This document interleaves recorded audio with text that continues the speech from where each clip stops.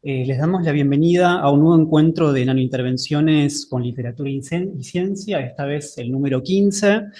Hoy, jueves 6 de marzo, contamos con la invitación de Isadora Guardia Calvo, que nos estará acompañando con una presentación relacionada a sus avances de investigación del TransArch. Para quienes no lo sepan, los encuentros de nanointervenciones con literatura y ciencia son un grupo de actividades conjuntas entre Vera Cartonera, una editorial domiciliada en Ediciones UNL, la Facultad de Humanidades y Ciencias y el Instituto de Humanidades y Ciencias Sociales, sede CONICET, que es el lugar donde estamos presentando. Me limito a decir algunas pocas palabras sobre Isadora. Isadora es doctora en Comunicación Audiovisual por la Universidad de Valencia, profesora contratada en el grado de Comunicación Audiovisual en la misma universidad. Su tesis doctoral investigó la relación estética e histórica entre el documental militante español de los años 60 y el tiempo presente. Trabaja como realizadora audiovisual en la dirección de documentales y también como guionista de productoras en Valencia y en Madrid. Formó parte de jurados en diversos festivales internacionales de largometrajes y cortometrajes. Para el encuentro de hoy, Isadora nos presentará un trabajo titulado El álbum familiar como un entre de las memorias, de los traumas, de las experiencias y la historia. Bueno, te damos la bienvenida, Isadora, cuando vos quieras. Bueno, buenos días, muchísimas gracias por haberme invitado a esta sesión. Muchas gracias al proyecto, gracias a mi compañero Manuel de la Fuente, siempre abierto a estos viajes y a estas estancias. Le saludo desde aquí, en algún momento supongo que me escuchará. Y gracias a compañeros y compañeras que estáis aquí en la mesa y a las personas que estáis conectadas de manera virtual. Eh, la verdad es que presentar esta incipiente investigación, porque es incipiente ahora mismo, forma parte de un proceso, digamos, de ya una línea de hace muchos años de trabajo, en mi caso particular, de trabajo entre el audiovisual y la memoria, y siempre además ha estado vinculada a la práctica. Aunque soy docente y profesora universitaria e investigadora, pero realmente mi ser es es el de la dirección del documental o de la realización de documental, y es donde realmente me siento como pez en el agua. Y bueno, de alguna manera lo que he intentado siempre ha sido vincular, ¿no? Y intentar teorizar o explorar desde el terreno de lo teórico pues las relaciones que existen entre la realidad social, la memoria y la producción documental, ¿no? Y esta incipiente investigación en la que espero, bueno, aquí dejar unas cuantas pinceladas y sobre la cual estoy trabajando, realmente viene unida a un proyecto práctico de carácter documental en el que estoy inmersa ahora y que se dio a raíz además de la primera estancia que hice aquí en 2022 en Argentina y que me permitió, bueno, conocer a la que será protagonista del documental en el cual estoy trabajando, ¿no? Entonces, bueno, ha habido un proceso de 2 años, prácticamente 3, de elaboración y de reflexión sobre cómo abordar, en este caso, cómo abordar ese documental que me ha llevado a este momento en el que estoy, ¿no? A pensar en el álbum familiar, ¿no? De fotografía. Y he titulado esta exposición como el álbum familiar, como un entre de las memorias, porque bueno, tradicionalmente desde la cotidianidad se ha tratado como un elemento más doméstico, ¿no? En el que realmente no se le ha dado importancia más allá de la que pudiera tener en un ámbito privado e incluso simplemente de un recuerdo fugaz, ¿no? Al comenzar a trabajar este documental en el que estoy ahora, me he encontrado con una persona que es la primera hija recuperada oficial de la dictadura chilena, Tamara Callejas, que no tiene álbum familiar, solamente tiene 2 fotografías de ella con su madre cuando ella tiene entre 1 año y 2, ¿no? Que es antes de la desaparición de la madre y después ella es dada en adopción de una manera un tanto irregular y desaparece el álbum familiar, ¿no? Y eso, en todas las conversaciones que he ido teniendo con ella, pues me hizo empezar a pensar en la importancia del álbum familiar. Hago toda esta introducción, lo voy a ir más rápido.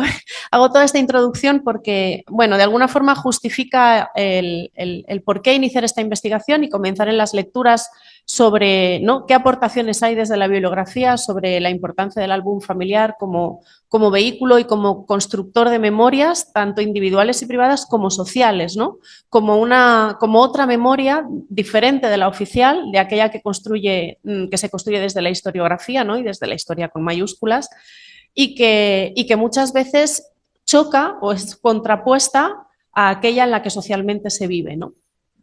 Esto sucede paralelamente, estas reflexiones, digamos, suceden paralelamente al hecho de, bueno, de que hace un año fallece mi madre, yo me quedo sin familia de sangre, digamos, ¿no? Tengo a mi hijo, pero por encima de mí no queda nadie más. Acudo a la casa de mi madre, lo que hacemos todas las personas, ¿no? Recogemos tal, y redescubro los álbumes familiares que yo hacía quizás 30, 40 años que no había vuelto a ver, ¿no?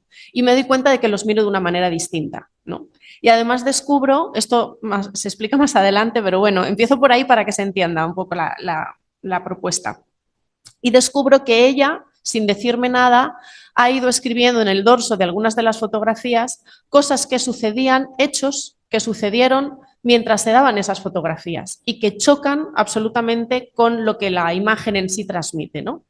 Y eso, bueno, me hace pensar en ese valor de la fotografía, del álbum y de cuántas posibles lecturas y vidas puede tener la fotografía, ¿no? En ese sentido.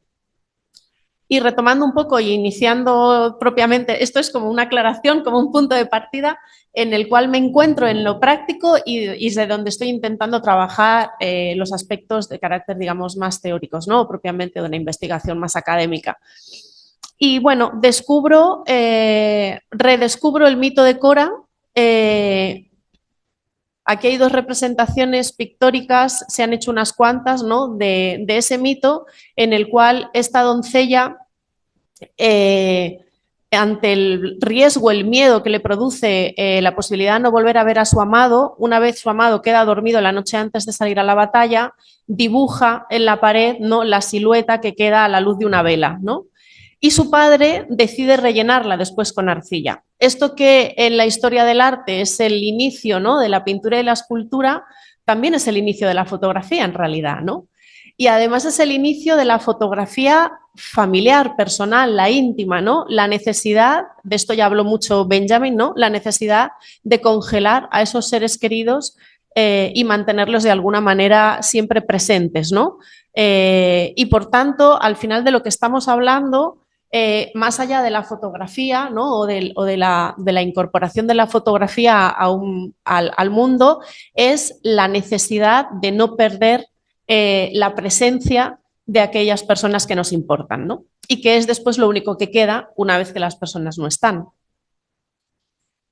Aquí he rescatado un fotograma, aunque yo trabajo el documental, obviamente, y todo este trabajo tiene que ver con la imagen documento, pero me pareció curioso rescatar del imaginario colectivo este fotograma de Blade Runner, de Ridley Scott, en el que Rachel, la protagonista replicante, que no sabe si lo es o no, pero que en cualquier caso no quiere serlo, habla de las fotografías que tiene con su madre, ¿no? Y ella se empeña en que eso es real, ¿no? Cuando lo que hay es toda una construcción de una memoria ficticia que es necesaria para ella hacerla sentir humana, pero que nunca se dio. O no lo sabemos, ¿no? En la original, ¿no?, la película original de Ridley Scott del 82, de alguna forma permite fantasear sobre si ella es o no una replicante, pero en cualquier caso el personaje dentro de la narración, ¿no?, quiere ser sí o sí un ser humano y se aferra a esa imagen que tiene con su madre, ¿no?, una madre que quizás nunca existió, ¿no? Y bueno, me parecía interesante, ¿no? De ahí he rescatado también los aportes de Bars respecto, ¿no?, del indicio, ¿no?, de lo que fue, de lo que ha sido, de la huella. Obviamente esto tiene mucho que ver con el trabajo en su momento sobre la fotografía analógica. Estamos en otros tiempos, pero desde el punto de vista simbólico y metafórico no cambia, ¿no? Yo creo que la huella permanece aunque la imagen sea generada de manera artificial, porque siempre hay la búsqueda de una huella anterior a esa imagen que representa, ¿no? En ese sentido, tenemos, sobre todo en el caso además argentino, hay unas grandes experiencias respecto a cómo trabajar el referente cuando el referente no está o ha desaparecido, ¿no? Que es el caso de las desapariciones. Bueno, aquí lo que quería un poco era enmarcar, aunque me imagino que ya se intuye, ¿no? Por dónde voy, pero el marco un poco teórico en el cual pretendo moverme y desde donde voy de alguna forma picando, ¿no? Algunas migas y quizás siendo probablemente poco ortodoxa, pero bueno, tiene que ver con esa intersección entre los estudios culturales, la teoría de la imagen o los estudios visuales, los estudios de memoria, ¿no?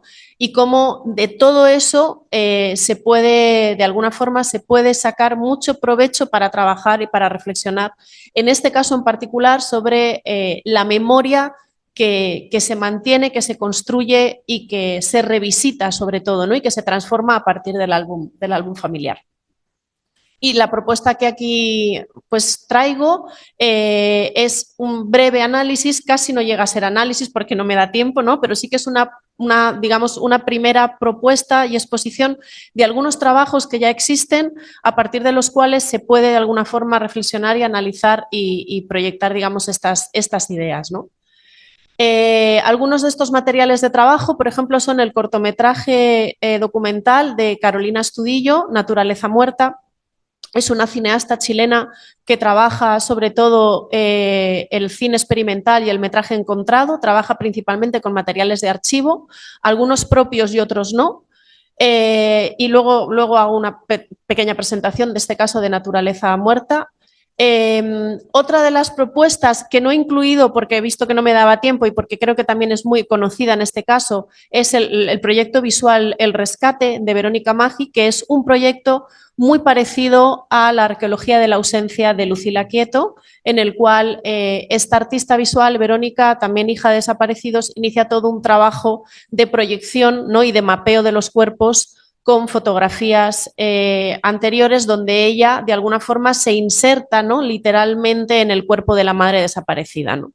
Y en ese sentido, bueno, es un trabajo en la misma línea que el trabajo que realiza Lucila Quieto. Estamos todas bien en transición y los días rojos de la memoria, que no lo he apuntado aquí, pero luego aparecerá más adelante, es un trabajo de cómic de una ilustradora historietista valenciana, Ana Peñas, que es Premio Nacional de Cómic en 2018 y que trabaja directamente el cómic documental y el cómic collage. Y en este caso lo interesante, luego lo veremos, es que su fuente de trabajo principal o su materia prima es la fotografía, sobre la cual transfiere después digitalmente y dibuja sobre ella, también recortando y creando, digamos, figuras entre lo que es el dibujo y lo que fue en un momento dado original una imagen fotográfica, ¿no? De manera que rescata espacios, rescata incluso la arquitectura del contexto en el que se encuentra de las ciudades, de las propias fotografías que existían y que enmarcan en ese sentido, ¿no? Digamos, con una intensidad más grande, ¿no? Respecto de lo real, este trabajo de cómic. Y bueno, por último, este proyecto de largo documental que se titula Por ahora desaparecer, me imagino que mantendré el título, que es el documental en el que estoy trabajando y sobre el que estoy rodando ahora también en estos tiempos, incluso ahora en este mismo viaje también. Y sobre el que estoy elaborando y el que de alguna forma permitió esta aportación, ¿no? Respecto a la cuestión de la imagen fotográfica, cinematográfica, pictórica, ¿no? y de cómo tiene una relación compleja e indisoluble con la historia y la memoria, a mí me gustaría, porque no sé, ¿me podréis decir cómo voy de tiempo? Porque sí, vale, porque me enrollo mucho, perdón.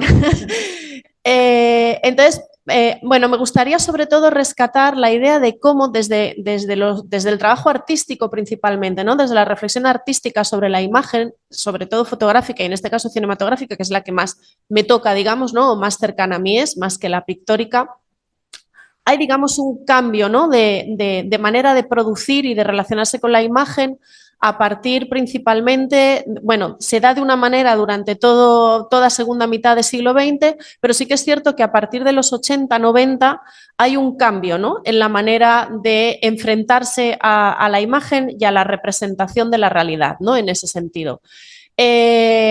Desgraciadamente también es un tiempo, ¿no?, de apertura a la posmodernidad, en el cual hay una serie de textos fundacionales, para mí fundamentales, por ejemplo, las aportaciones de André Bazin y su ontología de la imagen, ¿no?, que quedan de alguna manera en algunas ocasiones vistos como algo ingenuo, ¿no?, o algo demasiado infantil respecto a la complejidad que pueda tener la imagen. Y a mí me gustaría rescatar esa impregnación que él le da, ¿no?, a la imagen con la realidad, porque sigo pensando que es cierta, ¿no?, que creo que es así, que hay una relación muy directa y que a partir de ahí la cuestión es, en todo caso, evaluar y explorar los procesos de trabajo con la imagen, ¿no? Es decir, pero sí que me gustaría poder rescatar esas aportaciones, ¿no?, que son revisitadas y que en algunos momentos incluso pueden llegar a ponerse en cuestión, ¿no?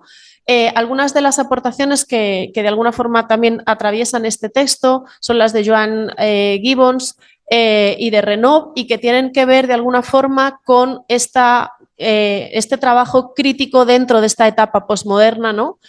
Por ejemplo, cuando Gibbons habla del síndrome de la falsa memoria, o cuando Renaud, sobre todo en el terreno del documental, principalmente habla del concepto, ¿no?, de posverdad, ¿no?, y cómo de alguna forma el documental como producción entra incluso en sospecha, ¿no? Es decir, hay toda una gran etapa a partir de los 90 y principios de los 2000 que en el caso concreto del documental cinematográfico parece imposible que pueda de alguna forma establecer una relación o una aproximación a la realidad y que todo es ficción. Y bueno, sí, todo es ficción desde el punto de vista en el que elaboramos, ¿no? Es decir, pero si no, si todo es ficción, también es imposible hablar de los hechos, ¿no?, y de los acontecimientos, y los hechos se siguen sucediendo, ¿no? Los acontecimientos continúan pasando, ¿no? Y eso es un hecho objetivo, más allá de cómo se pueda después transicionar sobre ellos, ¿no? Entonces, bueno, me gustaría, dentro de este trabajo, que sí que es cierto que, bueno, tiene, ¿no?, hay cosas de la posmodernidad que me parecen fundamentales, pero me gustaría mantener, ¿no?, esta posibilidad de pensar que es posible intervenir sobre la realidad y construir con y desde la realidad, dándola como algo posible, ¿no?, y que existe. Y de ahí he rescatado, por ejemplo, ¿no?, un poco para romper, ¿no?, con estas dinámicas, he rescatado un texto pequeñito, más adelante lo recupero otra vez, de Benjamin. Bueno, creo que sigo pensando que es una de las mentes más con una iluminación, ¿no?, y con una capacidad de abordar el futuro, no solamente el pasado, sino también el futuro, ¿no?, muy importante. Sobre todo en estos tiempos, ¿no? Revisitarlo ahora y releerlo ahora, tal y como el mundo está, pues vuelve a sorprender, ¿no? Y él, en uno de sus pasajes de su libro sobre los pasajes, dice: solo tiene derecho a encender en el pasado la chispa de la esperanza aquel historiador traspasado por la idea de que ni siquiera los muertos estarán a salvo del enemigo si éste vence. Y este enemigo no ha dejado de vencer, ¿no? Y por tanto es necesaria, ¿no?, esta constante, no ya revisitación, sino constante revuelta, ¿no?, de los acontecimientos, de los hechos, de los textos, ¿no? Para, bueno, como él mismo decía, no pasar como una pátina, ¿no?, lucida por encima, ¿no?, como ¿no?, peinar, o sea, debemos peinar a contrapelo, ¿no?, como él decía, ¿no?, y no masajear, digamos, el transcurso de la historia olvidando de alguna forma de dónde venimos y lo ocurrido, ¿no?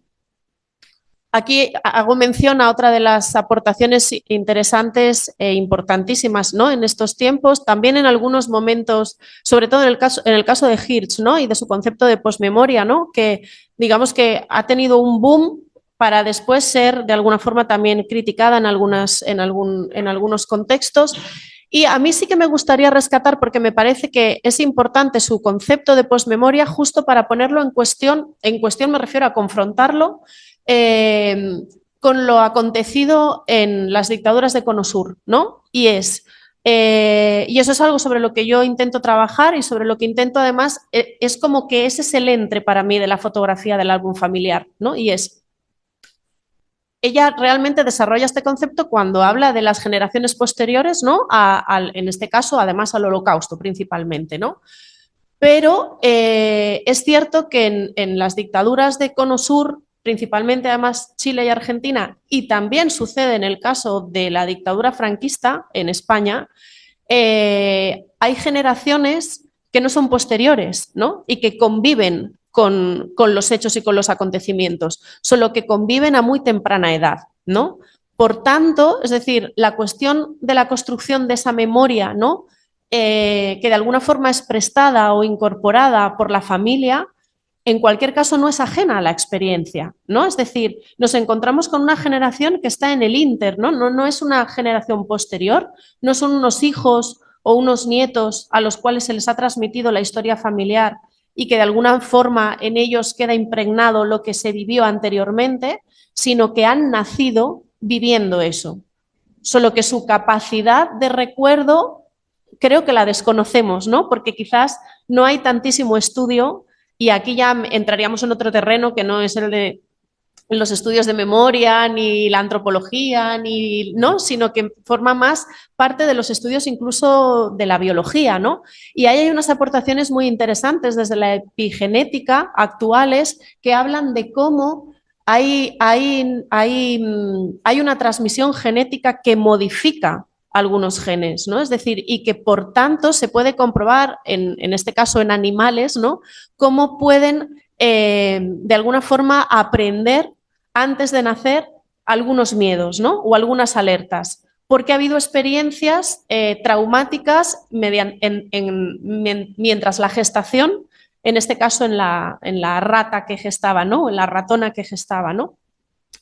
Y me parece muy interesante porque en los trabajos que yo he ido haciendo durante todos estos años de recabar testimonios, hay algo que de alguna forma creo que traspasa y que es común a todas las personas, tanto sea en el territorio español como aquí, y es una manera de sufrir y de ver el mundo. Esto no tiene nada de científico, pero tiene que ver con la transmisión de los testimonios, ¿no? Y por tanto para mí es válida, ¿no? Es decir, en el momento en el que alguien verbaliza lo que ha sido su experiencia y cómo de alguna forma cómo se relaciona con el mundo, creo que es válido, ¿no? Y sobre todo cuando se repite tanto y además en tiempos o en lugares tan diferentes, ¿no? Incluso geográficamente hablando. Y tiene que ver con una serie de aprendizajes inconscientes que se han tenido en algunos casos incluso antes de nacer o recién nacidas, ¿no? Este viernes pasado, por ejemplo, en La Plata se están dando una serie de juicios sobre secuestros de bebés y de mujeres desaparecidas y testimonió una mujer que nació en la ESMA, ¿no? Necesariamente, y ha sido fue recuperada en su momento, es decir, fue una mujer, una niña que consiguió volver a su familia biológica, pero nació en la ESMA. Es decir, necesariamente eso tiene que impregnar tu esencia como ser humano, ¿no? Y como persona. Es decir, no es lo mismo nacer en determinados contextos y condiciones, ¿no? Y de alguna forma no se puede decir que eso determine, porque es una palabra demasiado amplia quizás, ¿no? Pero necesariamente incide, ¿no? en tu construcción como persona, ¿no? Y de aquí es donde para mí me parece súper interesante la aportación del álbum familiar, ¿no? Voy a ir un poquito más rápido, perdón, porque veo que me estoy enredando mucho. Hay una hay un texto muy interesante de Simón Arrebola, género, lo he citado completo por si interesa apuntar, Género y Memoria, el álbum familiar como huella autobiográfica, en la revista de la Universidad de Murcia, Arte y Políticas de Identidad. Que profundiza sobre las diferentes prácticas, ¿no? Que ha ido teniendo, cómo se ha ido construyendo a lo largo del siglo XX el álbum familiar incluso socialmente, cómo ha modificado o cómo ha construido o cómo ha representado a las clases sociales. Incorpora además un elemento fundamental que es la cuestión de género. Y aquí hago un paréntesis muy breve. No, supongo que aquí no ha llegado la noticia, no lo sé, pero bueno, hace unos meses en Valencia tuvimos una dana, una cuestión atmosférica terrible, ¿no? Donde ha habido muchos muertos.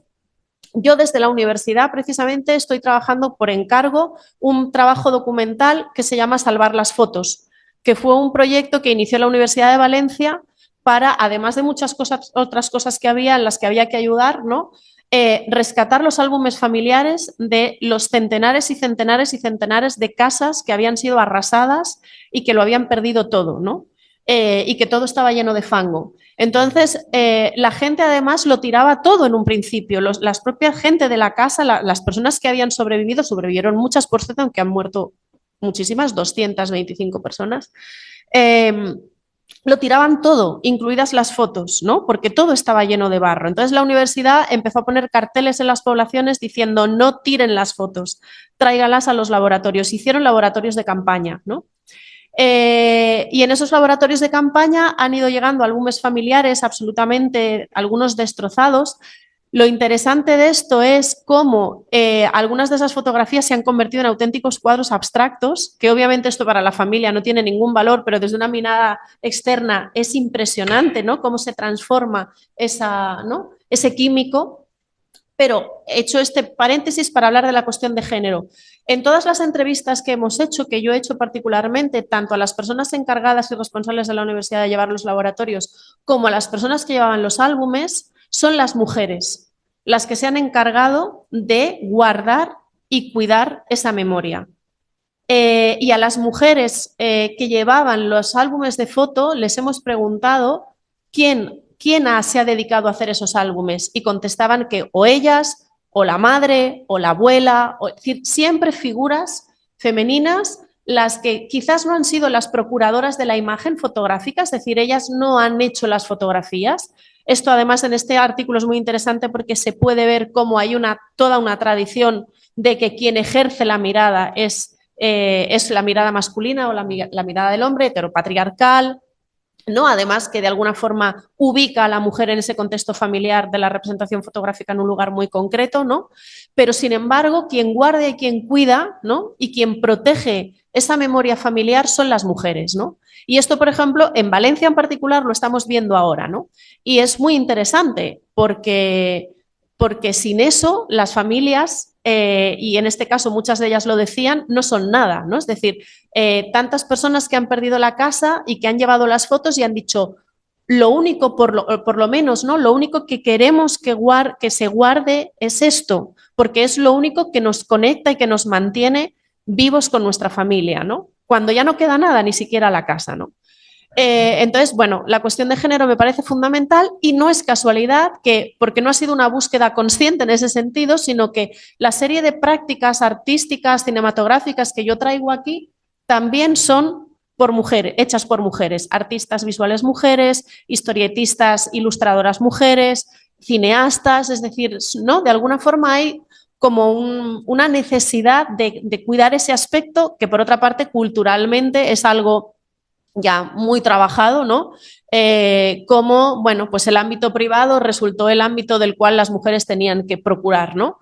Pero bueno, en estos procesos lo que hay es un salto de lo privado a lo público, ¿no? Y a lo colectivo, y es ahí donde está la importancia, ¿no? Precisamente de todos estos trabajos, ¿no? Avanzo, porque si no veo que no llego. Perdón.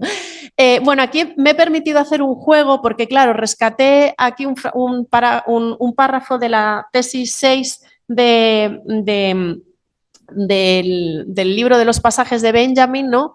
Hablando sobre lo que significa articular históricamente, ¿no? Y que no significa conocerlo como verdaderamente ha sido, ¿no? Sino que consiste en adueñarse de ese recuerdo, ¿no? Y de verlo como brilla, ¿no? Y de alguna forma no, digamos, no perder nunca el objetivo de lo que siempre está por desaparecer o en constante peligro, ¿no?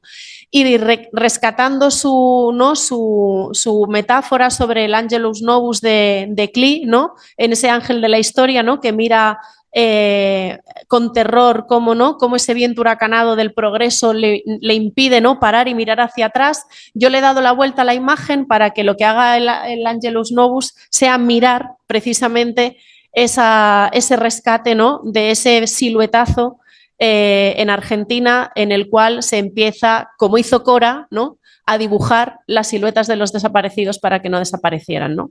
En un intento de alguna forma de no permitir, ¿no? Que ese viento huracanado, ¿no? Llamado progreso nos arrase a todos y no nos permita de alguna forma mirar hacia atrás y traer al presente, ¿no? Todo lo acontecido, ¿no? Que sigue aconteciendo por otra parte, ¿no? Que esto es lo más importante, ¿no? Avanzo, perdón, ¿eh?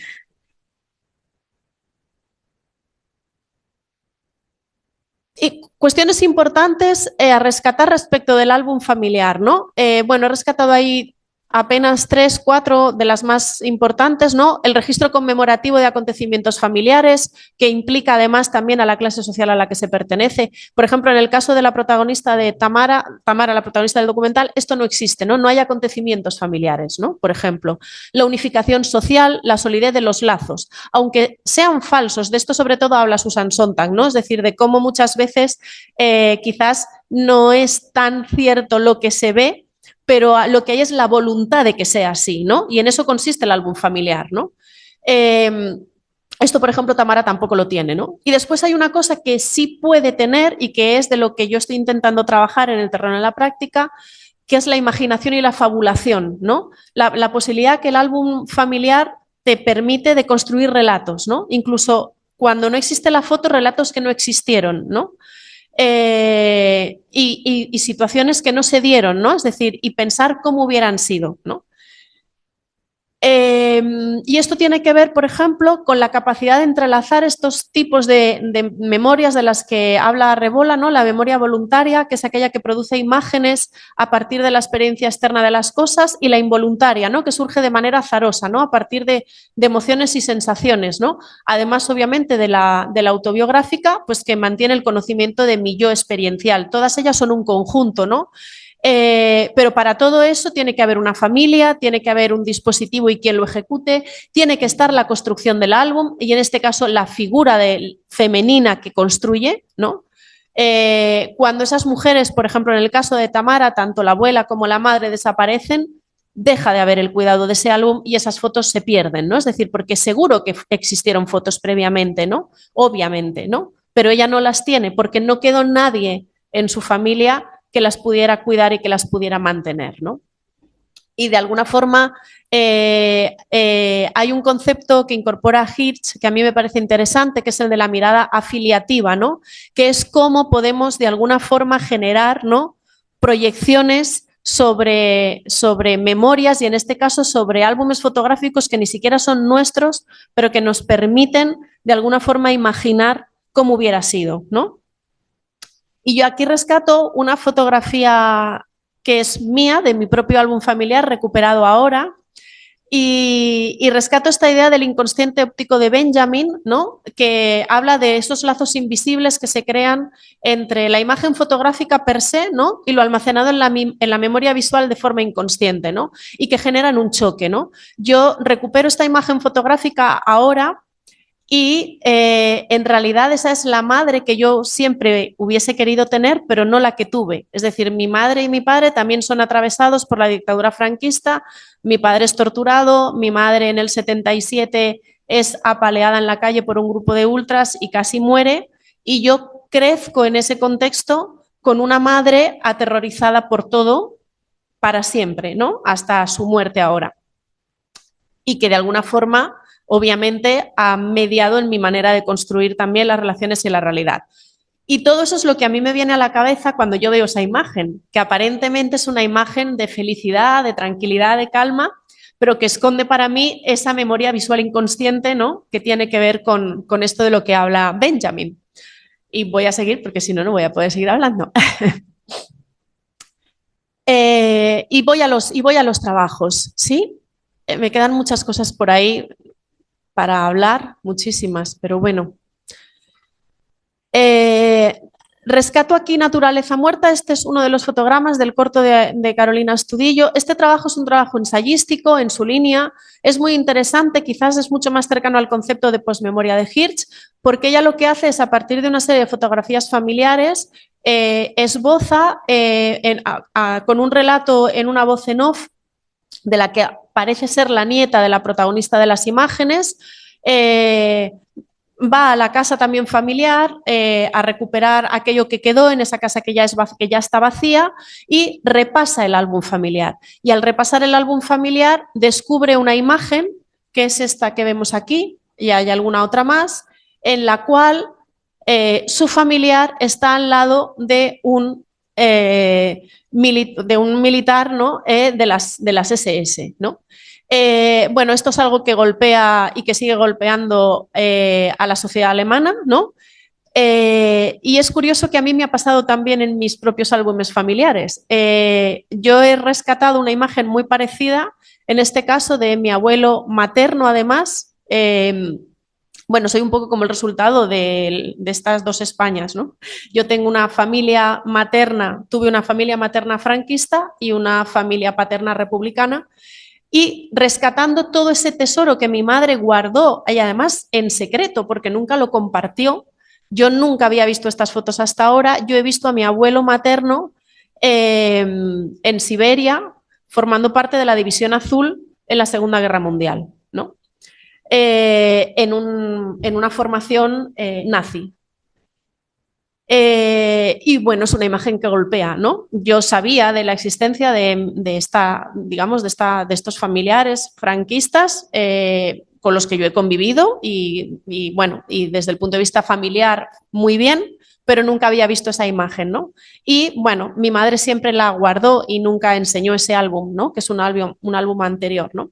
De esto va Naturaleza muerta, ¿no? Va de hacerse preguntas respecto de quién, en este caso, ¿no? La protagonista habla entonces de quién fue realmente mi abuela, cuando en este caso la abuela además ya ha fallecido, con lo cual es muy difícil encontrar respuestas, ¿no? Este es el trabajo de Ana Peñas en Los días rojos de la memoria. Ella recoge un relato autobiográfico de un maquis de la Guerra Civil Española.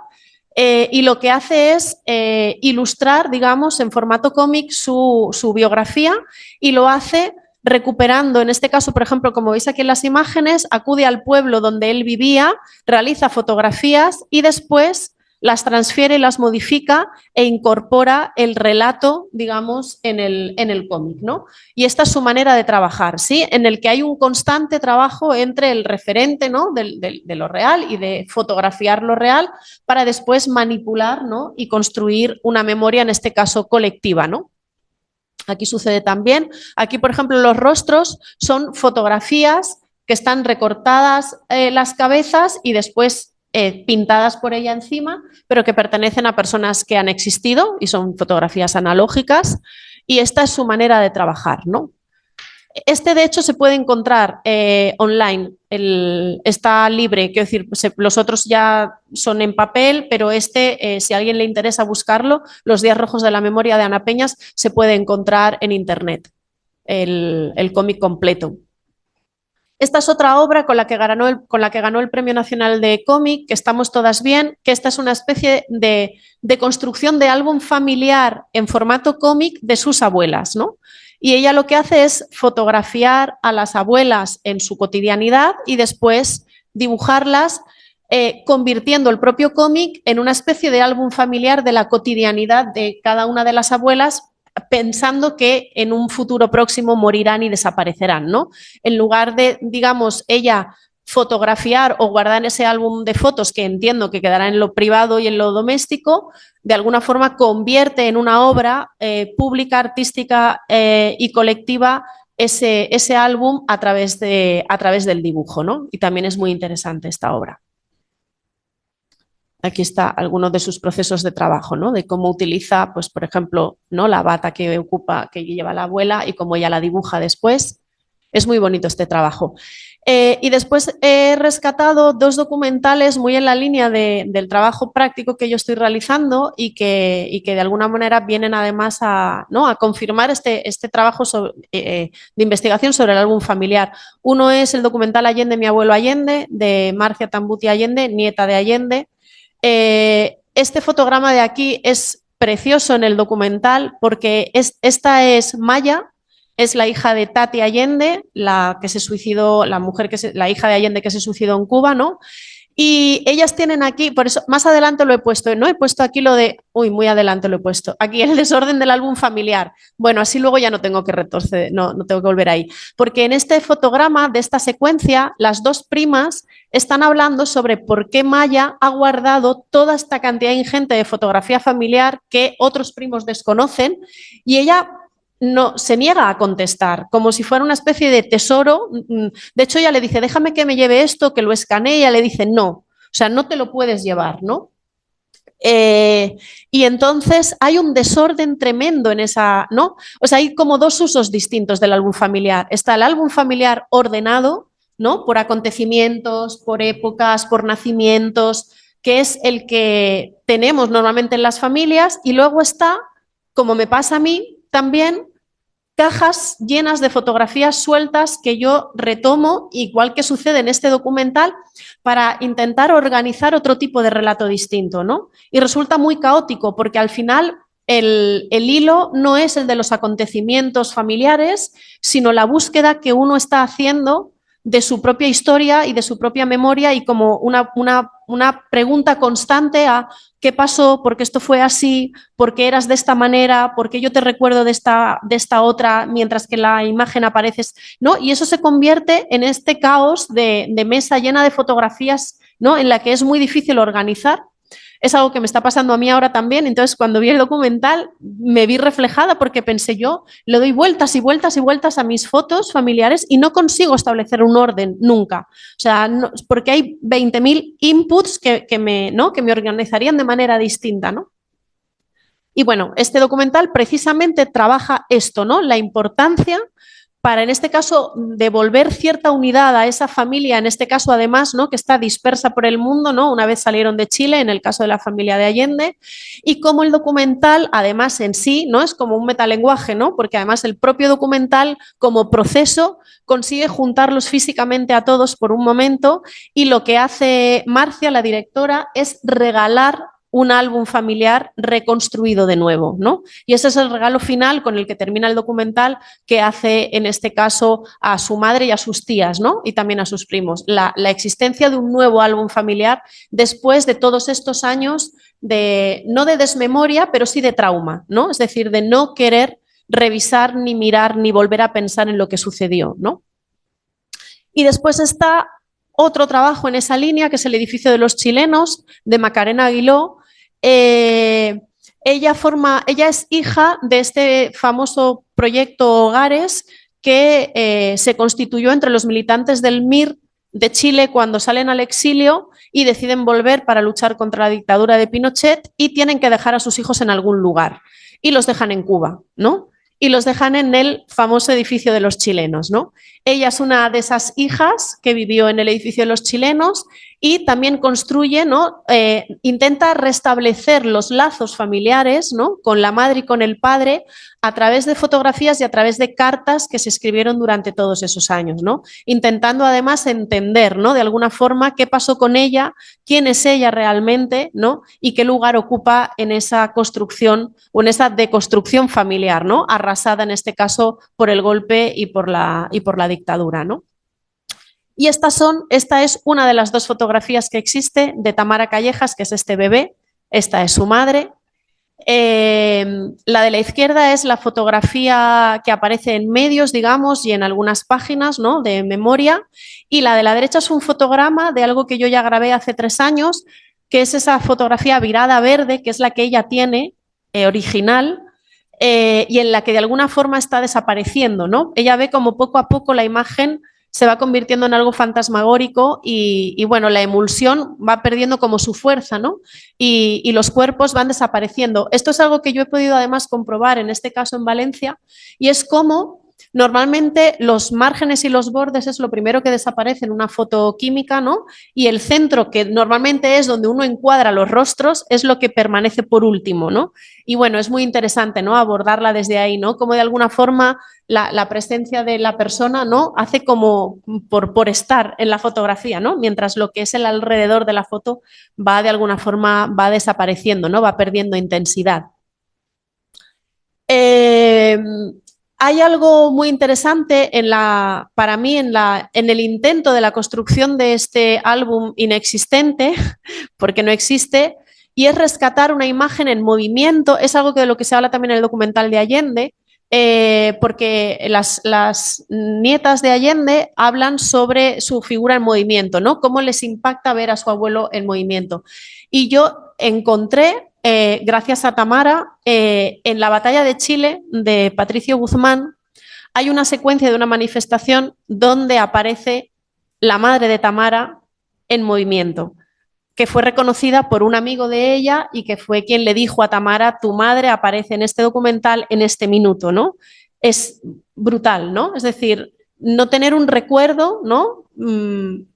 Tener solo el recuerdo de la imagen fotográfica, no tener el recuerdo vivo de tu madre y poderla ver moverse, ¿no? Y es ella, ¿no? Esta es. Entonces, bueno, ella y yo estamos ahora mismo elaborando sobre cómo poder construir, quizás también a partir del dibujo, el álbum familiar que pudo ser, ¿no? Ella siempre habla de lo que pudo ser. Su madre tuvo la posibilidad también de subirse a un autobús con ella siendo bebé y salir, y ella dijo que no se iba, ¿no? Que se quedaba. Y días después fueron a por ella y la detuvieron y desapareció. El padre, que formaba parte del grupo de amigos del presidente del GAP de Allende, había sido asesinado días antes, la madre es desaparecida después, y ella siempre dice: ¿qué hubiera pasado si mi madre se hubiera subido a ese autobús, ¿no? Si ella y yo hubiéramos salido de Chile, ¿no? Y en eso es en lo que estamos ahora, ¿no? Es un poco, la idea es, yo revisito mi álbum familiar para proponerle a ella mirarlo juntas, ¿no? Y de alguna forma de esto irá este documental, ¿no? Cómo al final son historias con muchísimas diferencias, obviamente. Para empezar, yo tuve a mi familia y ella no, y eso es algo fundamental. Pero sí, digamos que este atravesar de este trauma, ¿no? O de esta memoria compartida respecto de determinados acontecimientos muy parecidos, además en el caso de Chile como en el caso de España, las dictaduras fueron muy largas, bueno, la de España obviamente mucho más porque viene desde la guerra, ¿no? Pero es verdad que yo me centro en los años 70, ¿no? Que es cuando yo nazco, y en incluso los años o sea, inmediatos posteriores a la muerte de Franco, ¿no? Que fueron tan terribles o más que los mismos 70, ¿no? Porque, bueno, no había ejecuciones o no había sentencias a muerte, pero, ¿no? Había, digamos, una violencia, ¿no? Y una represión brutal, ¿no? Y siguió habiendo muertos, obviamente, ¿no? Entonces, bueno, de ahí, de alguna forma, es... de todo este proceso que yo estoy haciendo con ella es desde el cual he decidido hacer esta propuesta que realmente está como muy en pañales, ¿no? Pero que, bueno, que quería traerla aquí y quería proponerla, ¿no? Y es, bueno, la importancia de ese entre, ¿no? De ese punto de anclaje, como un álbum familiar puede de alguna forma, ¿no? Construir un puente entre una vida privada, además atravesada por el trauma, ¿no? Y quizás el exterior, ¿no? Como lugar siempre conquistable, ¿no? Es decir, de eso se trata, ¿no? De volver al exterior siempre.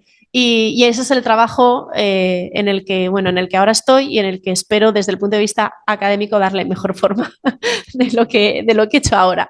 Y bueno, así que como conclusión, que aparecen los dos documentales que os he comentado de Allende, de mi abuela Allende y del edificio de los chilenos, el regalo, ¿no? Esta reconstrucción del álbum familiar supone un pacto familiar, ¿no? Es decir, al final, y la aceptación de las partes, ¿no? Y de las memorias compartidas, ¿no? Es decir, cuando hay una secuencia en la que la esposa de Allende, su viuda, no quiere mirar una fotografía que le enseña a su nieta, y dice: no veo, porque tiene mal la vista. Pero la hija le dice a la nieta: no es que no vea, es que no la quiere ver, porque se está protegiendo, ¿no?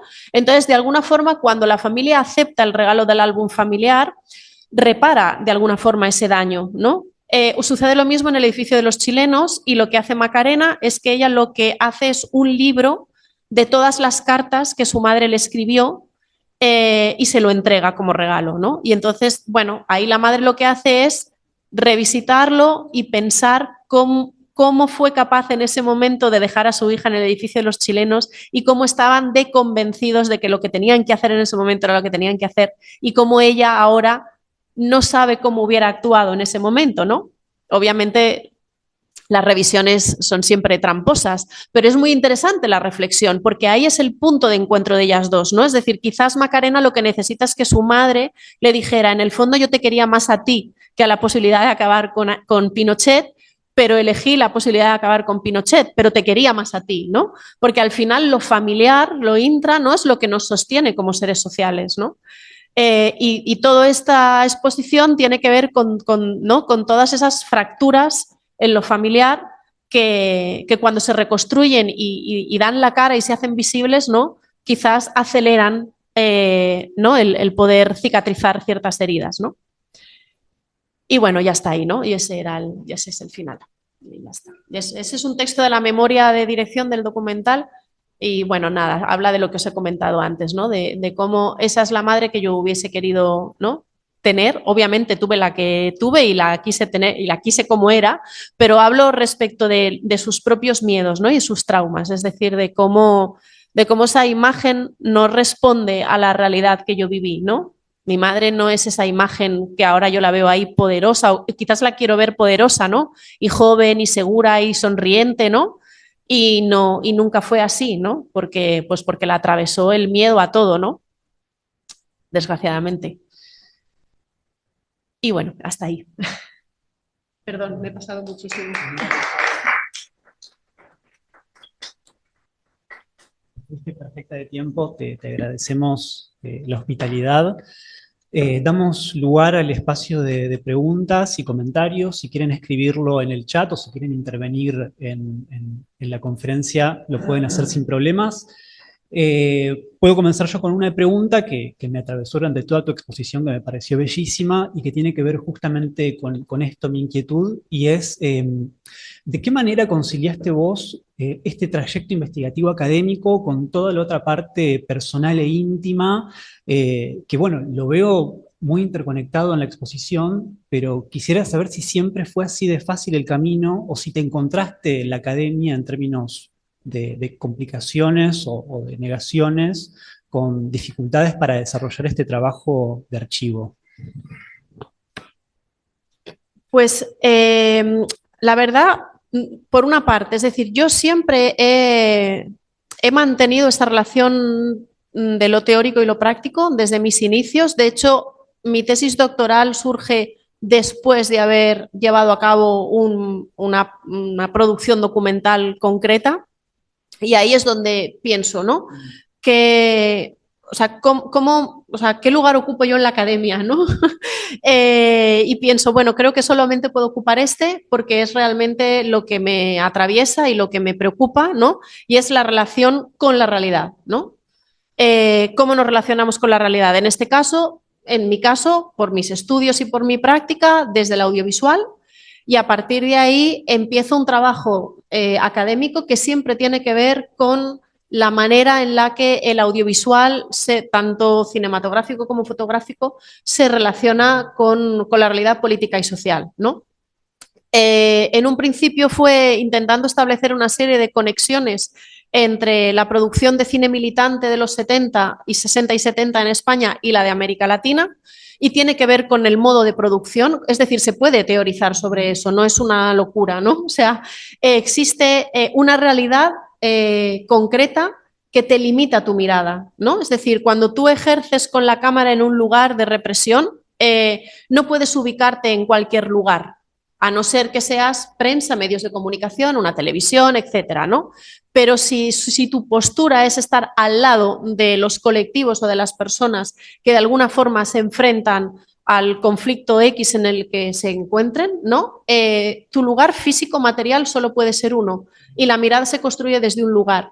Y eso me lo dio, o sea, a esa conclusión llegué después del visionado y análisis fotograma por fotograma de todo ese material ingente, ¿no?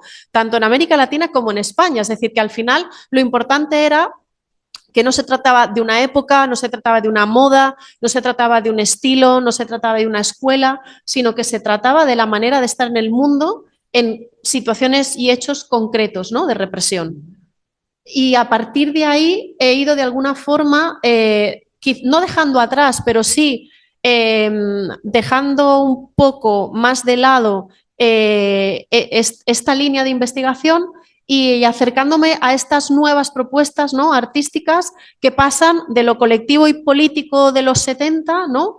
A un trabajo mucho más subjetivo, ¿no? Y de esas subjetividades sobre quién soy yo, cómo he llegado aquí, de qué manera gestiono esto, ¿no?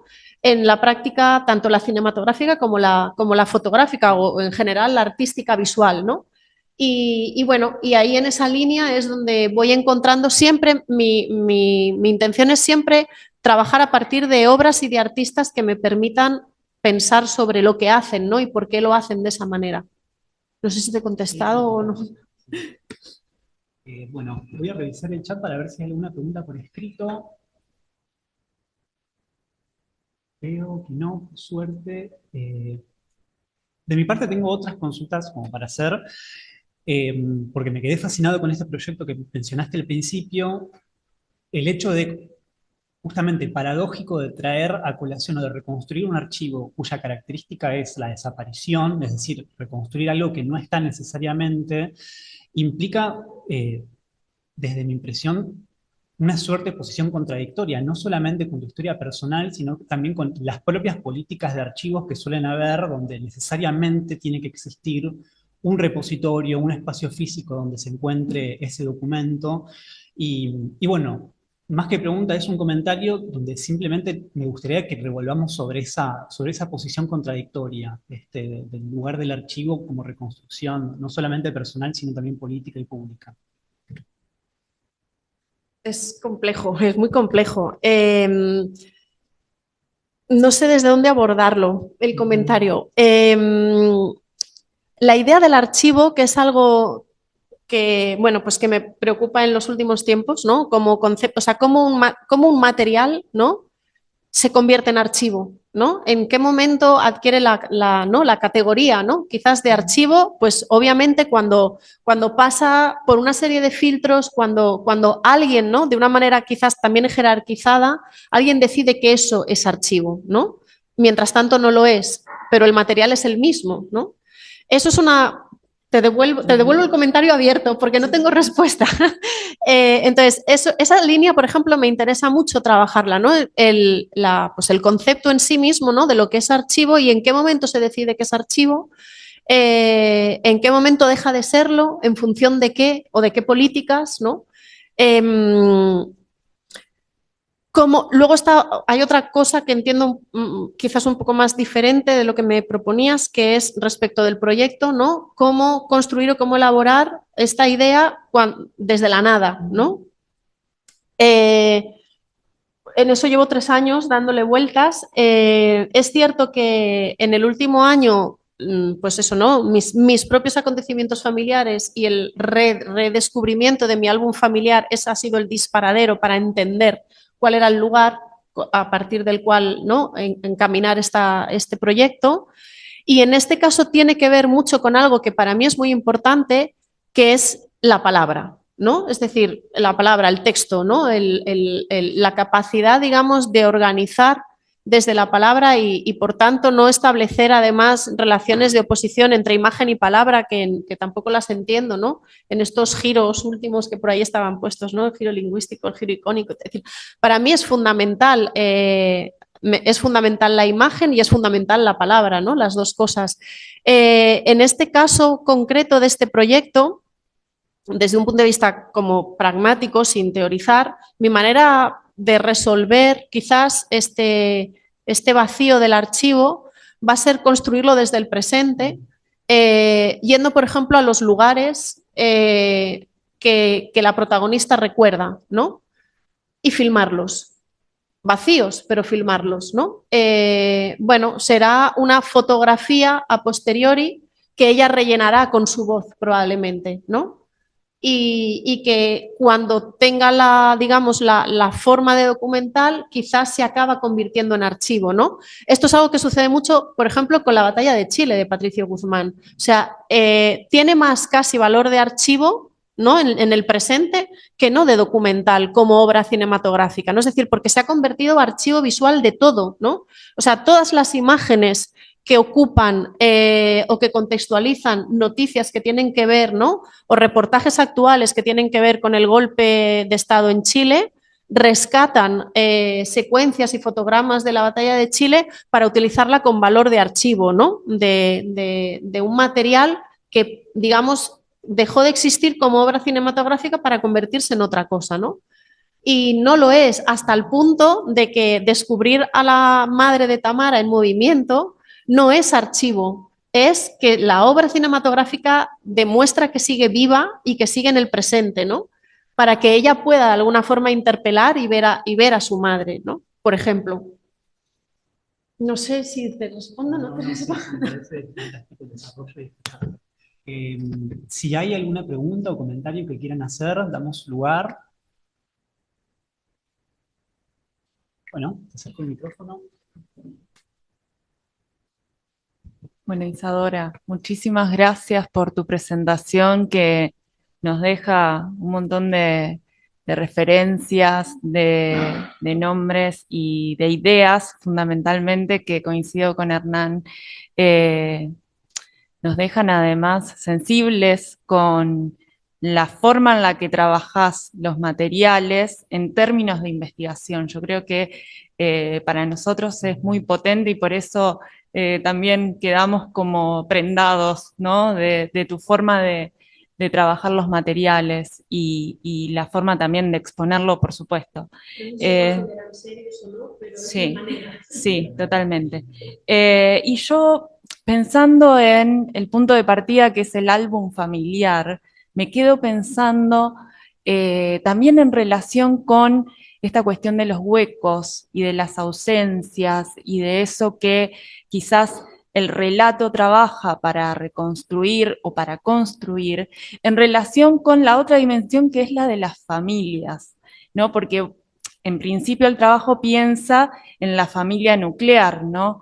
Y pensaba relacionándolo fundamentalmente con el trabajo que hace el archivo de la memoria trans, donde están las fotografías, hay fotografías de probablemente personas que han sido expulsadas de esas familias nucleares, pero que están en situación de colectivo con familias diversas, ¿no? Que se han construido precisamente en la experiencia, ¿no? Y en la afectividad y en el encuentro de lo que no está precisamente. Entonces, como ese sería como un otro lado del álbum familiar, porque de alguna manera quizás en algún punto hay álbum familiar ahí, aunque no haya familia nuclear, ¿no?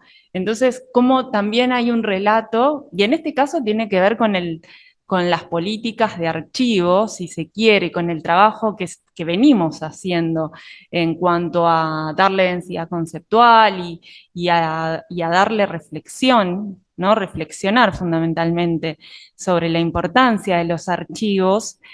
Bueno, en relación con lo que estamos construyendo también, con lo que se puede construir. Entonces, bueno, simplemente compartir una idea sobre la que me deja pensando tu intervención como ese otro lado, ¿no? En relación con lo familiar. Es muy interesante porque al final el álbum familiar forma parte de la tradición de las clases medias blancas, ¿no? Entre otras cosas, porque en un momento dado tenían el dispositivo y tenían la cámara para poder hacer, para poder revelar, ¿no? Es decir, tenían el tiempo de construir todo eso, ¿no? Porque no tenían que estar 20 horas trabajando, entre otras cuestiones, ¿no? Tenían la capacidad económica también, ¿no? Con lo cual es un reflejo, es decir, el álbum familiar contemporáneo no deja de ser un reflejo de ese álbum tradicional, ¿no? de clases medias altas, que de alguna forma dejan, ¿no? la presencia de esa construcción además heteronormativa de las familias, etcétera, ¿no? Obviamente, esos álbumes familiares, incluso en los procesos de transición, quizás en ocasiones pueden generar mucho dolor, ¿no? Es decir, porque al final acabas viendo de ti alguien a quien no eres, ¿no? Mientras tú transicionas o has acabado de transicionar, ¿no? Y de repente encuentras a alguien que guarda, ¿no? Sí o sí esa memoria familiar como tiene que ser, ¿no? Como Dios manda, que se suele decir de manera coloquial, mientras tú no perteneces a eso, ¿no? Y de alguna forma obligatoria tienes que construirte otra paralela, ¿no? Son como los álbumes disidentes o los álbumes paralelos, ¿no? Al tradicional, ¿no? Hay muchísimas grietas por ahí, ¿no? Incluso también en lo político. Yo recordaba en los álbumes que encontré ahora míos, hay fotos familiares que a mí me parecen imposibles, pero fueron reales, en las que se juntan las dos familias, ¿no? Y claro, yo miro y digo, bueno, ¿y qué estarían pensando en el momento de esa foto, no? O sea, ¿cómo es posible que mi abuelo materno, que perteneció además a la policía, la brigada político-social, se llamaba en los 70, que era la policía política, ¿no? En la misma ciudad, mientras mi padre está siendo torturado, quiero decir, él sabía quién era mi padre y lo que estaba pasando. Y luego hay fotos juntos, ¿no? Pocas, pero las hay.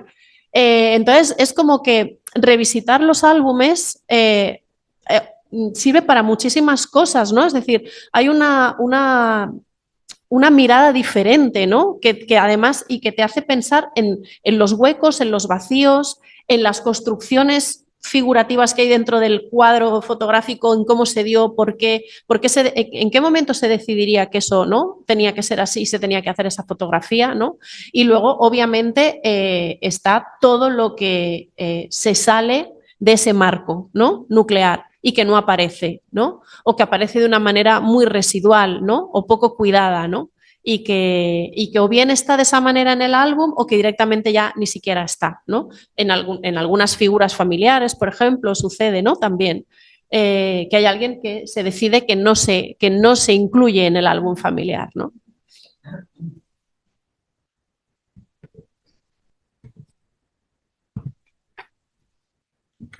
Bueno, gracias Isadora por presentarnos esta investigación. La verdad es que a mí me conmovió muchísimo todo lo que dijiste y quería solamente compartir algo que pienso en relación con la investigación que llevas a cabo y que tiene que ver obviamente porque siempre damos como vueltas, ¿no? Entre lo personal, el trabajo que hacemos, las investigaciones que realizamos, ¿no? Entonces,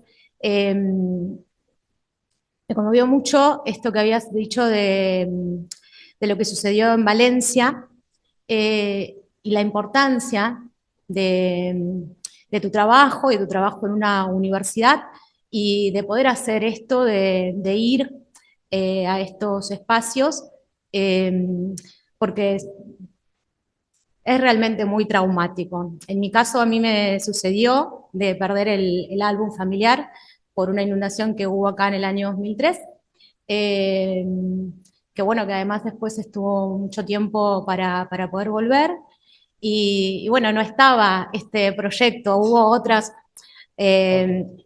proyectos y el compromiso de las universidades y también de muchos organismos sociales y demás, pero este no estaba, por ejemplo, ¿no? Y qué importante es, ¿no? Lo que hacemos en estos tiempos, sobre todo de cuestionamiento de las universidades, de las humanidades y de la importancia para la sociedad y para el propio contexto en el que se vive, ¿no? ¿Quién va a hacer esto si no es la universidad? ¿A qué empresa le interesa? Y forma parte de nuestra historia y forma parte, en este caso, de la inundación aquí en Santa Fe, de barrios enteros, también marginales en muchos casos, en los cuales pasó, en algunos fue rápido y en otros realmente no se pudo recuperar casi nada, más allá de que además no había estas posibilidades que hay hoy en día, ¿no?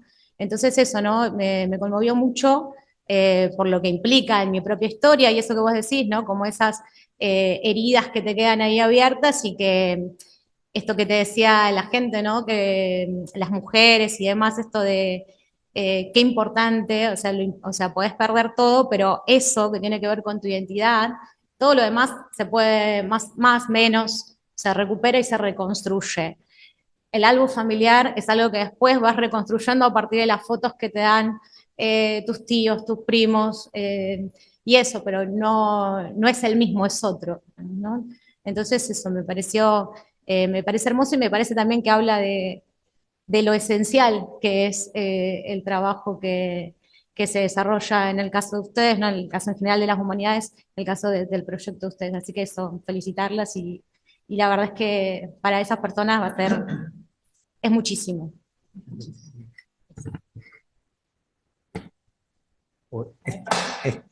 Estoy un poco lejos ahí, a ver si me parece que, bueno,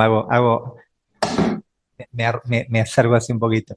Igual en la misma línea de las Danis, como decimos nosotros, y de lo que planteaba Hernán, lo primero que quiero hacer es agradecerte por este trabajo y sobre todo por la generosidad de compartir no solo un trayecto de investigación, sino una historia de vida, ¿no?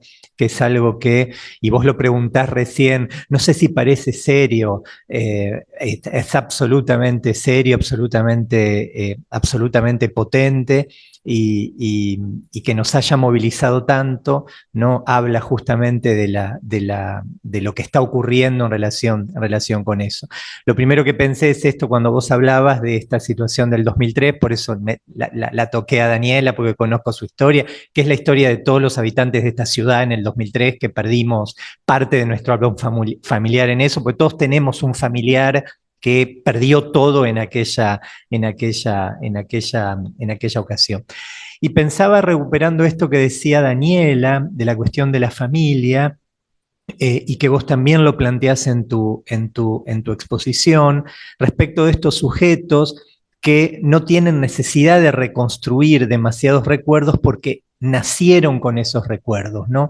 Y lo que hago hincapié acá es esta cuestión que ha estado sobrevolando en tu exposición de la posición infantil, ¿no? Cómo recuerda un niño, cómo se puede recordar como un niño, y en realidad es tan transparente en tu exposición porque vos terminás diciendo esto está en pañales, ¿no? Y esta imagen, que es una irrupción de infancia, nosotros que hace un tiempito que estamos pensando estas cuestiones, nos resulta altamente significativo. Y en el material que vos traes es evidente, yo no conocía este material, pero tomé nota de todo, ¿no? Porque vamos a ir a mirar esa cuestión. Y algo que vos señalás en la última diapositiva, de cómo se podría seguir pensando y reconstruyendo el archivo a partir de eso que no está, vos decís, tal vez el cine pueda imaginar esta cuestión. Si uno dice el cine, podemos poner ahí también en términos más generales la cuestión de la ficción, ¿no? Y pienso a ver dónde hay más potencia para pensar la recuperación del álbum, si en el trabajo documental o en el trabajo ficcional. Y todo el tiempo que vos hablabas, pensaba en esta película, no sé si tuviste oportunidad de verla, la película brasilera que ganó el Oscar como película extranjera, que se llama Aún estoy aquí o Todavía estoy aquí, de Walter Salles, donde esta cuestión del álbum familiar está, a partir del trauma justamente, está perfectamente trabajado, ¿no? La película hace algo muy interesante con las fotografías, y es que ficcionaliza la fotografía, hacia el final te muestra la fotografía real y cómo en el proceso cinematográfico el director decide ficcionalizar esa foto con los actores en pose, en la misma, y me pareció algo realmente interesantísimo, a partir de esto que vos mostrás también de la cuestión del cómic y cómo se relabora eso, ¿no? Me parece que esta pregunta que está en el corazón de tu investigación y que va a crecer, no va a quedar en pañales, va a crecer mucho ahí, ojalá quede en pañales también, porque es también una posición válida esa. Me parece que el corazón está en esto de dónde está la mayor potencia para la reconstrucción de ese álbum, si en el documental, que es tu tu manera de vivir, donde vos te reconoces, como dijiste, o en la ficción. Y me parece que ahí en ese cruce hay un montón de realidades. Nosotros que trabajamos literatura española, en los últimos años ha habido muchas novelas que han pensado esto desde estos cruces, ¿no? Que es la pregunta de ¿dónde está el que no está? ¿No? A través de la fotografía, del recuerdo, del relato oral, de un fragmento de una película, no, eso está claramente. Pensaba también en esta última novela de Miguel Ángel Hernández que se llama Anoxia, que trabaja sobre fotografía, que también transcurre en una situación de la Dana y todo esto, ¿no? Y él se pregunta en esa novela cómo se puede fotografiar el momento de la muerte, ¿no? Bueno, la novela lo trabaja en términos de ficción, ¿no? Pero me parece que en esas redes, en esos cruces, hay cosas hermosísimas para seguir pensando, y que vos hayas traído esto me sigue haciendo pensar en los propios materiales, por eso vuelvo a agradecerte.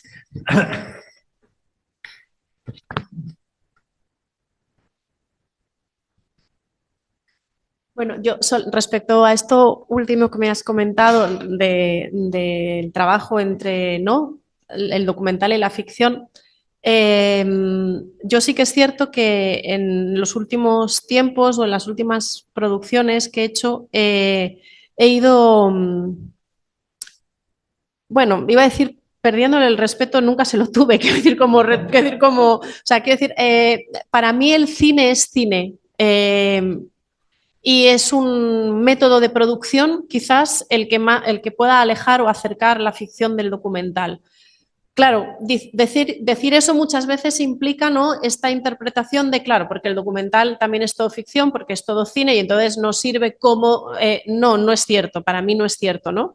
De la misma manera que la ficción también nos aproxima a la realidad y nos habla de la realidad, ¿no? Entonces, para mí la diferencia está en entenderlo como un método de producción, ¿no?, diferente. Tiene unos dispositivos, unos mecanismos, ¿no?, internos de trabajo que se alejan en algunos momentos más de un lugar que del otro, y que quizás ahí podemos encontrar las diferencias, pero al final estamos hablando de la construcción de un relato, ¿no? Es la construcción de un relato.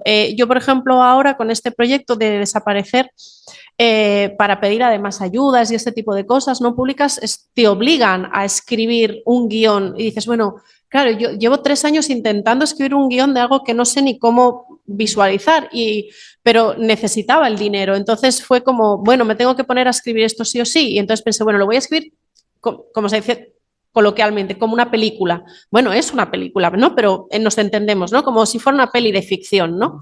Y claro, está inventado, quiero decir, yo he escrito el documental en papel, está inventado, no sé si se dará así o no se dará. Quizás eso es lo maravilloso que tiene el documental, ¿no? Que de alguna forma la realidad se impone a tus propios deseos, ¿no?, cuando estás filmando, ¿no? Y suceden cosas mágicas que, claro, pasan también en la ficción, pero el propio método de producción de la ficción es tan encorsetado que no te permite esa magia, ¿no?, esa capacidad de, ¿no?, la incertidumbre no es una opción, y el documental sí. Y esa es la vía de escape del documental, ¿no? Más allá de luego cómo montas y cómo trabajas esos materiales y cuánto se acercan a una estandarización de lo que se considera como documental o no, ¿no? Pero al final, bueno, la realidad es la que marca, para mí en el documental, en la producción documental, la realidad y obviamente la manera en la que tú te relacionas con esa realidad es la que marca el paso del documental. Es como que el documental te dice a ti, esto es lo que tiene que ser y esto es lo que va a pasar. A mí, por ejemplo, esto me sucedió encontrándome en 2022 en la ronda de las Madres de Plaza de Mayo con Tamara Callejas. O sea, y de repente Argentina se ha convertido en el triángulo de esta historia, ¿no? Ella vive aquí, vive en La Plata, Ella decidió venir a Argentina porque necesitaba encontrar a sus pares, porque en Chile no los encontraba y la tomaban por loca y desquiciada, y ella necesitaba encontrar un relato como el de ella, y lo ha encontrado aquí, por ejemplo, en la agrupación de hijas de La Plata, ¿no? Es decir, donde al final lo que ella habla y lo que escucha es lo mismo que lo que siente, es la misma historia y tal, ¿no? Y al final, entre todas las opciones que yo tenía en la estancia de investigación de a dónde ir, yo decidí venir aquí por mi propia historia familiar, porque yo crecí con Argentina y con Chile como referentes de lo bueno y de lo malo, ¿no? Claro, obviamente, pero yo crecí en ese contexto político en España. Entonces, la realidad de repente hace que este documental vaya a existir, ¿no? Antes de que incluso tú lo hubieras imaginado, ¿no? Porque ¿quién me iba a decir que yo me iba a encontrar con Tamara en la Plaza de Mayo y que nos iban a presentar porque sí y que empezamos a hablar? Y de hecho ella siempre insistió desde el primer momento que esta historia tenía que ser una historia de las dos. Solo que yo no la veía, y es curioso, ¿no? Yo no la veía porque mi madre estaba viva.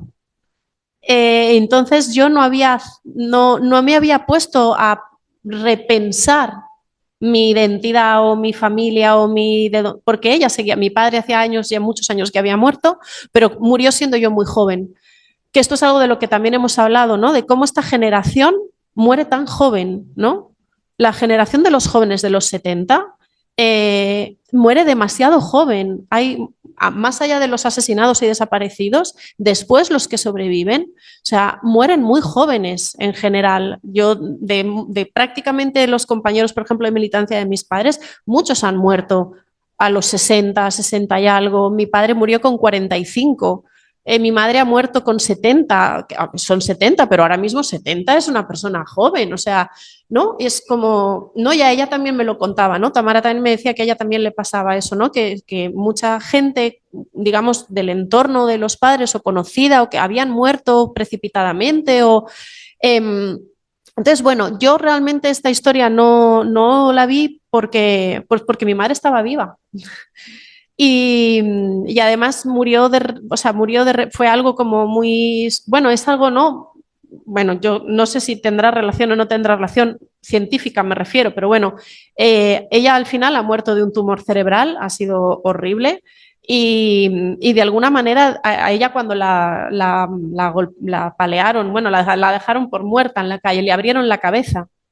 Yo tengo esa imagen mental de ella vendada y yo era muy pequeña, entonces pues tendría más o menos la edad que tengo ahí en esa foto, más o menos. Yo me pregunto, porque no lo recuerdo, mi madre siempre llevó el pelo largo, muy largo, lo tenía liso y muy largo.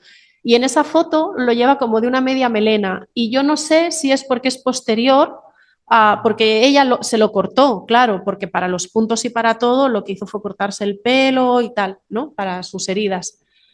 Y no lo sé si eso es posterior, un tiempo después o no. La cuestión es que de repente a mi madre, de la nada, le aparece un tumor cerebral, aparte de toda una vida de angustia, ¿no? Y de pensar siempre que todo lo que iba a pasar era malo y de tener miedo a todo. Y bueno, realmente ella quedó muy traumatizada por eso. Y de eso yo me he dado cuenta ahora, ¿no? Siendo yo adulta y además habiendo muerto ella. Y ahí, y al revisitar todas esas fotos que yo hacía tantísimos años que no veía, fue cuando de repente encontré el sentido del documental y como el camino, ¿no?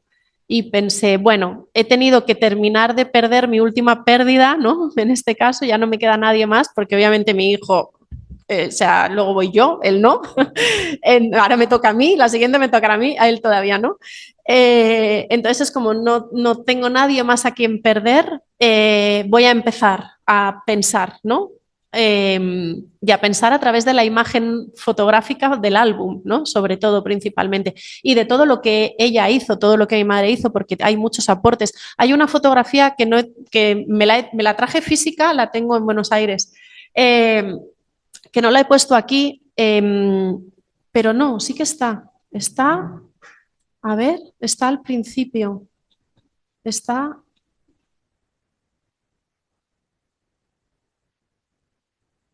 Sí que está, a ver, está pero pequeñita. Cuando presento los proyectos, esta. esta foto, esta es la madre de mi madre, es mi abuela materna. Esta foto que hay una serie, unas cuantas, estamos en la terraza de la casa de mi abuela, es primavera, de hecho es mayo, lo sé, porque por detrás de la foto está escrito por mi madre. En ese momento que yo estoy, que en el álbum familiar yo lo que veo es un día de estar yo con mis abuelos, está incluso mi bisabuela todavía vivía y aparecen otras fotos que ella, yo estoy empezando a caminar, ahí tengo un año, y mis padres están en Madrid porque mi padre está siendo juzgado por el Tribunal de Orden Público, porque él fue detenido en el año 70, fue torturado, luego pasó a prisión y finalmente le pidieron una condena, tenía una pena a juicio, una petición de 11 años por pertenecer al Partido Comunista en la universidad. Eso fue en el 70. Y el juicio se celebra en el 75, a unos meses de la muerte de Franco, porque eso es mayo, porque lo pone por detrás, y él muere en noviembre. Entonces mi madre ahí escribe que ellos están en Madrid, que me han dejado a mí con mi abuela. Claro, esas fotos se ven y es todo alegría, ¿no? Y yo obviamente no tengo un recuerdo porque tengo un año, pero sí siento como el amor y el cobijo de esa familia, de ese lugar. Yo tengo el recuerdo de esa casa de mi abuela que para mí era un hogar, ¿no? Y nunca supe hasta ahora, hasta hace unos meses, nunca supe lo que paralelamente estaba pasando, ¿no? Y mi madre por detrás escribe el miedo que tienen, porque además el que preside el tribunal, que luego encima creo que fue asesinado por ETA unos años después, era conocido por ser muy duro, ¿no? Y tenían mucho miedo porque, claro, los últimos meses de vida de Franco, de hecho en septiembre se firman las últimas 5 condenas a muerte, ¿no? Entonces tenían mucho miedo de que hubiera como un recrudecimiento, ¿no?, de la represión, porque esto se acababa, y claro, eran 11 años de condena, sin saber además cuándo realmente se iba a morir, ¿no? Y finalmente salieron absueltos y luego a los pocos meses murió Franco, ¿no? Pero eso está en el dorso de la fotografía, escrito. Entonces yo nunca lo hubiera sabido, y de esas hay unas cuantas que mi madre escribió por detrás lo que pasaba, ¿no? O lo que había sucedido, o qué pasaba mientras tanto. Y es muy importante porque si no, solo te queda el imaginar o el fabular, pero con una falta, ¿no?, de conocimiento, ¿no?, del relato tan, tan importante, ¿no?, que le da la vuelta a esa fotografía, ¿no? De repente esa fotografía es como, ¿no?, se vuelve, tiene algo de siniestro, ¿no? Quizás.